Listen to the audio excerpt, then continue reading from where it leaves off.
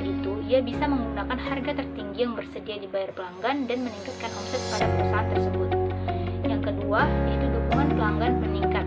Menerapkan harga yang tinggi harus dibarengi dengan pelayanan prima dan dukungan pelanggan sebaik-baiknya. Hal ini penting agar konsumen merasa puas dan senang membeli produk atau jasa di perusahaan tersebut. Yang ketiga, yaitu menyediakan kebutuhan konsumen. Perusahaan dapat menyesuaikan produk atau jasa berdasarkan kebutuhan konsumen. Sebagai contoh, dalam bisnis penerbangan, harga tiket akan berubah-ubah sesuai dengan tingkat lonjakan pengunjung dan pada event tertentu sesuai kebutuhan penumpang.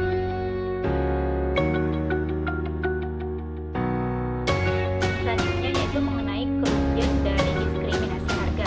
Itu ada 4. Yang pertama, yaitu harga yang terlalu tinggi untuk beberapa orang. Bila ada konsumen yang merasa diuntungkan dengan adanya harga yang lebih rendah, tentunya akan ada juga konsumen lainnya yang dirugikan karena harus membayar dengan harga yang tinggi. Contohnya, untuk konsumen yang harus melakukan pembelian pesawat bervariasi, yang mana umumnya harga yang ditetapkan jauh lebih mahal daripada yang biasa. Hal ini akan membuat strategi tersebut menjadi tidak efisien. Yang kedua, yaitu surplus konsumen menurun, di mana penerapan diskriminasi harga akan membuat surplus konsumen menjadi rendah dan mengakibatkan kesenjangan yang semakin besar di sekitar masyarakat. Hal tersebut akan terjadi bila perusahaan menerapkan diskriminasi harga tingkat 1. Selanjutnya yang ketiga, yaitu ketidakadilan bagi konsumen. Walaupun strategi ini ditetapkan dan dilakukan dengan berdasarkan kelompok sosial tertentu saja, namun konsumen akan merasakan ketidakadilan. Contohnya, orang dewasa dan lansia harus membayar suatu produk dengan harga yang berbeda. Nah, bisa jadi orang dewasa yang membayar tersebut adalah seorang pengangguran dan lansia yang mendapatkan harga lebih murah ternyata adalah lansia yang kaya. Selanjutnya, biaya administratif. Dalam menerapkan strategi ini, yang mana konsumen terbagi menjadi beberapa kelompok, maka akan dibutuhkan biaya yang lebih besar. Biaya administratif yang harus dikeluarkan perusahaan akan berakibat pada peningkatan harga produk secara langsung.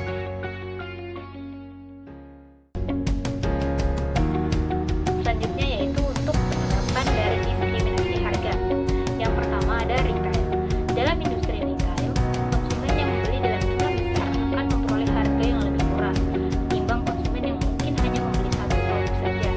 Ini adalah contoh dari diskriminasi harga di bidang retail yang paling umum ditemui.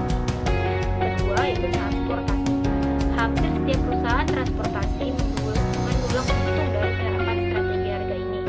Contoh diskriminasi harga ini misalnya dalam penerbangan. Rute yang sama akan memiliki tarif yang berbeda-beda tergantung kelas, jam berangkat, dan usia.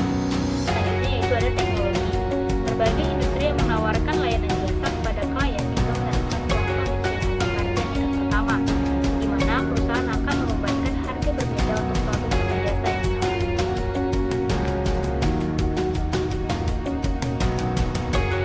Selanjutnya yang terakhir yaitu tentang keberhasilan dari diskriminasi harga.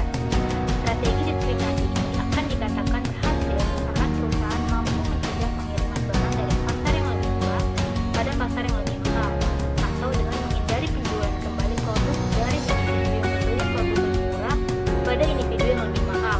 Untuk itu, biaya transportasi memiliki peran yang penting dalam hal ini.